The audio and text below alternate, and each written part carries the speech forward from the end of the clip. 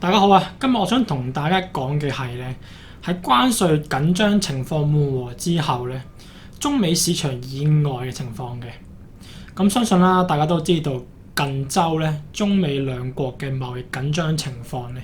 就已經有所緩和㗎啦。咁中美雙方咧都取消咗高壓嘅報復式關稅啦，並且咧就進入呢個90日嘅談判期㗎喎。咁呢個舉措咧喺短時間之內咧，其實會緩解市場嘅憂慮嘅，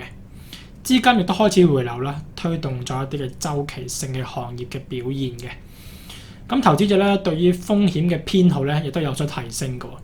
全球股市短期嘅反應咧就正面嘅。而另一邊廂咧，美國亦都同英國咧就達成咗一啲嘅貿易協議啦，例如減英國汽車嘅關稅啦。降類關稅降至0等等嘅，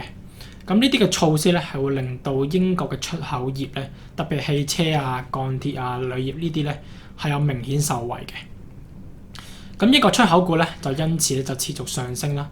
咁對其他國家嚟講咧，其實呢一份協議咧係帶來一定嘅參考嘅作用嘅，表明咧未來同美國談判咧10% 嘅關稅水平咧，其實就可能成為咗一個標準線啦。而且咧，可能需要喺其他方面咧作出一啲嘅讓步添嘅。咁整體而言咧，呢個協議咧其實係降低咗全球貿易嘅不確定性啦，有利呢個資本市場嘅情緒改善嘅。最後講下英國本身個經濟環境啦，喺經濟增長方面咧，雖然第一季英國嘅經濟表現就唔錯啦，但係第二季就可能面臨一啲嘅放緩嘅風險啊。另外咧，雖然英國最新個4月份通脹咧有所反彈，係高過市場預期嘅，拖累咗咧市場對於今年個減息幅度咧就預期減低啦。但其實依然咧就未有改變英國嘅寬鬆貨幣政策嘅方向嘅喎。而貨幣寬鬆咧其實就可以推動經濟動力嘅，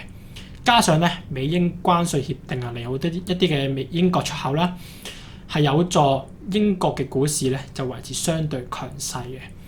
咁整體嚟講啦，美中關稅休戰同埋美英嘅貿易協議咧，短期內咧其實釋放咗市場嘅緊張情緒喎，推升翻一啲嘅周期性較強嘅板塊表現啦。